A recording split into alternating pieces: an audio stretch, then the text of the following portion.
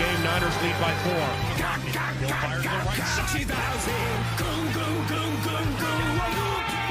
Hey guys, what's up? JOC back here again, and it's the first game review of the regular season, so let's get started with the game recap, and let's look over the offensive scoring drives. So let's pick up halfway through the first quarter.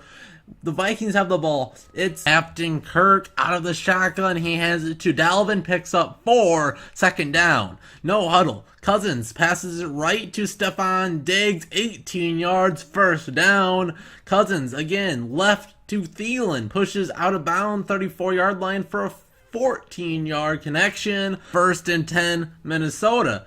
Next play, Cousins looks to pass, can't find anybody, runs forward, 6 yards, good play decision by Cousins. Next play, hands it to Dalvin, -2 yards, the Vikings were stuffed. Third down, Cousins looks, can't find anybody, throws it to Treadwell, drops it. A big drop by Treadwell, could have maybe plowed forward for a first down.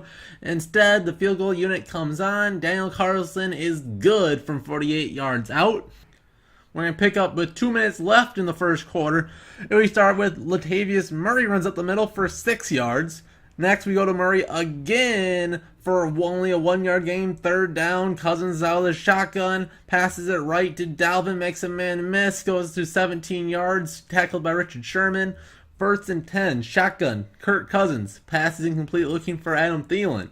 Murray still in the game, 7-yard run, left side, 7 yards, does a little flip, and now Cousins looks deep, throws it deep, Stephon Diggs, deep, touchdown in the end zone, a beautiful throw and catch. This is why you pay Kirk Cousins the big bucks. This is the type of throw that Case Keenum couldn't do. It's the type of throw that Teddy Bridgewater could not do. It's the type of throw that, well, Bradford could do it, but he doesn't have a knee.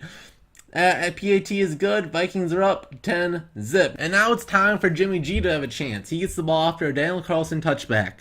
They do a lot of play action this drive. Jimmy G drops it short to his tight end Kittle to the 43-yard line, a gain of 18, taken down by Eric Kendricks. Jimmy G again, basically the exact same play now to the left side of the field to Kittle once again, a gain of 13, tackled by Sendejo. No huddle. Jimmy G pass short. Taylor pushes out of bounds, gain of 6, good play on first down.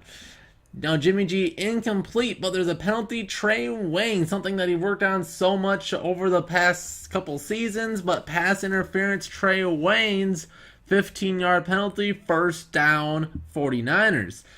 They try to romp the middle, get stuffed by Anthony Barr. Jimmy G incomplete, looking for Garcon. Out of the shotgun, Garoppolo goes, throws it, knocked down. Everson Griffin. The 49ers are forced to kick a field goal. Now fast forward to the third quarter. The 49ers have the ball. First play after a Daniel Carlson touchback. Garoppolo looks, throws it deep. It's the fullback deep. Over the top, tackled by Ben Gedeon, who was looking in the backfield, and over the top, wide open to the fullback. Something you don't see a whole lot.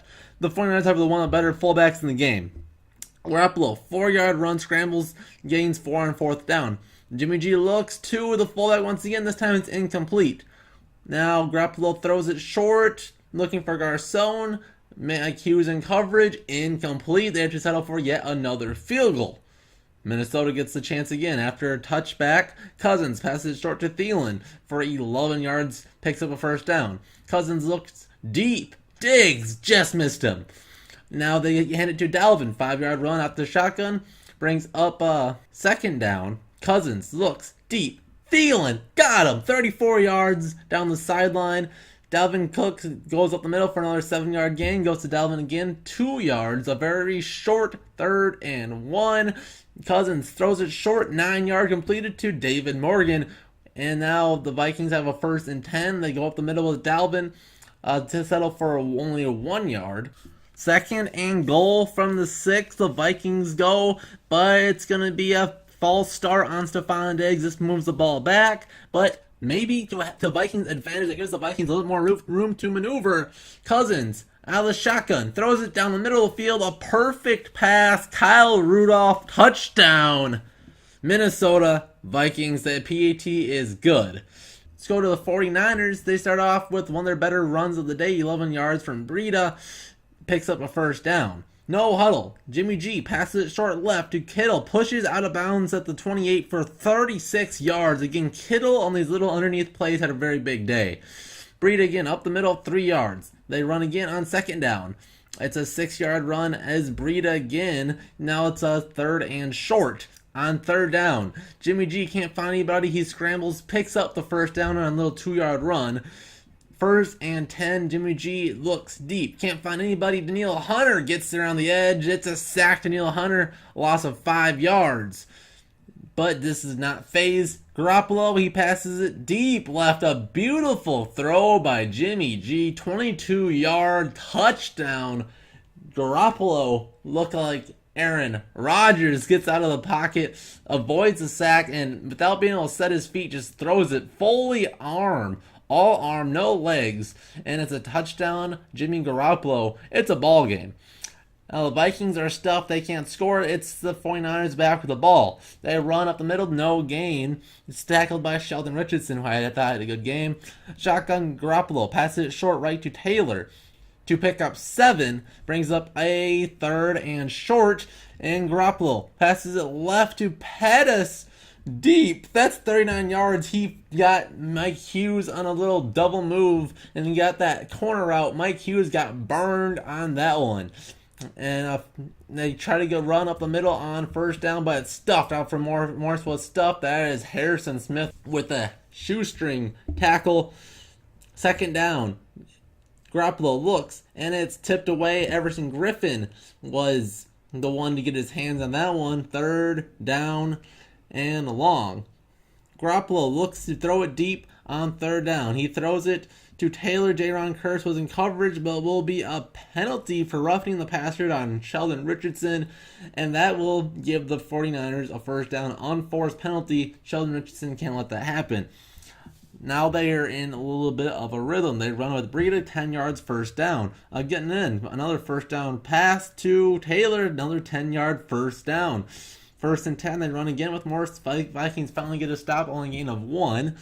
Garoppolo throws it 5 yards. It's going to be giving them a 3rd down and medium. Garoppolo looks, throws it to Kittle. This time it's incomplete. They have to settle for another field goal, and that ends it for our offensive drives. But we do have one more touchdown we can look at on the other side of the ball, but we'll get to that while we look at the stats on the day. And man, Cousins had one heck of a debut. 20 for 36 for 244 yards. Basically, all we really need from Cousins. You don't need to throw over 300 yards or even 400 yards consistently to be the Vikings quarterback. We have this amazing defense. We have a running game that didn't look very good today, but should pick it up throughout the season. 244 yards is plenty. And then 2 touchdowns, no interceptions, perfect game. 3 sacks for 17 yards. We'll get to that in a bit. Running the ball, like I said, wasn't successful at all. Latavius Murray led the day with 42 yards on 11 carries. That's a 3.8 average. Nothing special, long of only 9. Dalvin, 16 carries, 40 yards, a 2.5 average. 15 was his long. Not the debut that Dalvin wanted after torn the ACL.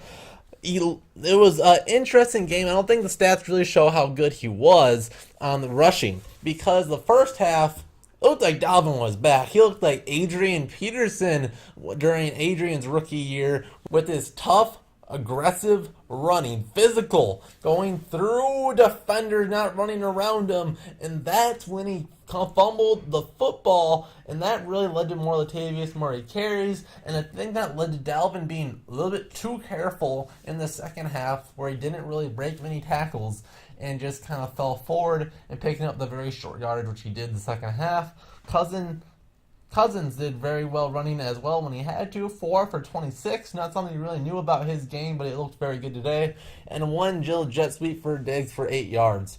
The receiving game was all Adam Thielen. 6 receptions, 102 yards, no touchdowns, but a long of 34. A guy that Cousins didn't have a connection with all preseason showed up today. Just like I said in my game preview, I thought Thielen was going to have a good day with Sherman being able to shut down the outside. It was Thielen picking apart the other defenders. He did a very good job. Thielen is still phenomenal. Doesn't matter who's throwing the ball, he's going to get good yards. Dalvin was the number 2 receiver today. This is where he was very good. 6 receptions for 55 yards. A long of 17. He looked very good out of the backfield today. The Vikings would even line him out wide, and he's a good enough route runner to be able to do that. You saw the Alvin Kamara comparison. Let's start comparing Alvin Kamara to Dalvin Cook. I think he's just as good of a receiver as Kamara was. So if we can really get used to having that weapon out of the backfield, once he gets better at running between the tackles like he was last year, I think Dalvin could really be something special. Stephon Diggs, 3 for 43. He had the long bomb and the touchdown on the day. Laquan, a little bit underwhelming, 2 for 18. But he did have more than Kyle Rudolph, 1 for 11. Laquan did have that third down drop, but I saw more out of that run after the catch later in the game that shows that Laquan is definitely taking steps forward from his rookie year and last year. So I think Laquan just needs to get in a little more rhythm, have that first 50-plus yard game, and I think he'll be a very solid number 3 going forward. Now to look at the defensive stats from the Vikings. Harrison Smith had a fumble recovery. He was everywhere today. He had 8 tackles, 7 solo, a sack, 2 tackles for loss, and a pass deflect, and another quarterback hit. Sheldon Richardson, I thought he looked very good. Despite that 15-yard penalty on roughing the passer that can be corrected, I think he was a force in the middle of the defensive line that we did not have last year. Tom Johnson was aight. Sheldon Richardson is good, and I think we'll get a lot out of them as the season progresses. And that'll be really nice when there's a very good left tackle that could really help neutralize Everson Griffin. Danielle Hunter was everywhere today too. He had a quarterback hit and 2 tackles for a loss and a sack. He was very good. Linval Joseph again was very good as well. Everson Griffin did have a half a sack today. And Mike Hughes, first game, pick 6. Welcome to the squad. You saw him get burned later in the game too, but the pick 6 was better, and you saw him rip the ball out in the end zone. So overall, a solid day for Hughes. I don't want to blow it out of the water because the pick 6 was really cool, but the defensive line set that up, getting in the face of Garoppolo, and the receiver slipped. So I don't want to say Mike Hughes is all of a sudden Darrelle Revis, but he did have a very good debut and one that he can remember for a very long time. Special teams, as you would expect. Daniel Carlson, 1 for 1 on field goals, 3 for 3s on PATs. Keep that up. Matt Weil, his first, I believe, 5 punts were very good. He shanked the last one to really lower his average. But his first one, downed within the 10-yard line. And guess who? Mike Hughes.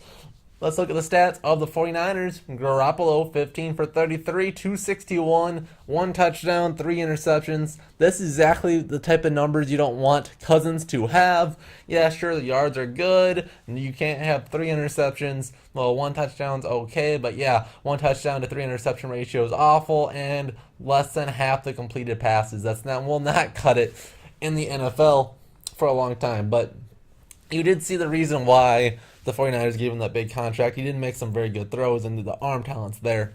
The rushing game for the 49ers wasn't very good. Breida was their leading rusher for 11 for 46, a 4.2 average. Despite it not being very good, the team's average was the exact same. The 49ers had 3.6 average, and so did the Vikings. So both good run defenses were out today. And for the 49ers, George Kittle was the leading receiver, 5 for 90. And this should give other teams, despite the 49ers not getting the win out of it, this could give the other teams that we'll see throughout the year, hey, Minnesota struggles covering the tight end. Pettis had 2 for 61. Unfortunately, this was a lot of the injuries for the 49ers. Goodwin was hurt, so he was a non-factor, which is very unfortunate because he was probably their best playmaker on the field, and of course, no Jerick McKinnon. So their 2 probably best offensive playmakers were hurt, and that probably would have given the 49ers a chance to, give them at least 1 more point, so it could have been 17-24. So my prediction would have been spot on. And that might make it a close enough game where I have my score predictions 24, Minnesota, 49ers 17, I think. But that's all right. And on the defensive side of the ball, it's DeForest Buckner. Who else? 7 tackles. 3 of them were solo, but the biggest stat, 2.5 sacks. Tom Compton was ate up by DeForest Buckner like a snack. I do not see why Compton started over Danny Isidora. Maybe Compton was a little bit better at blocking in space, getting in front of defenders on the outside passes and screens, but hey, I like Danny Isidora a lot better. Pat Elflein can't get healthy soon enough. We need our offensive line protected. That's a video for another day. Give me your thoughts on the game. Was it fun? Minnesota Vikings football is back. Of course it is. But otherwise, have a good rest of your day, and we'll see you guys in the next JOZ Vikings video.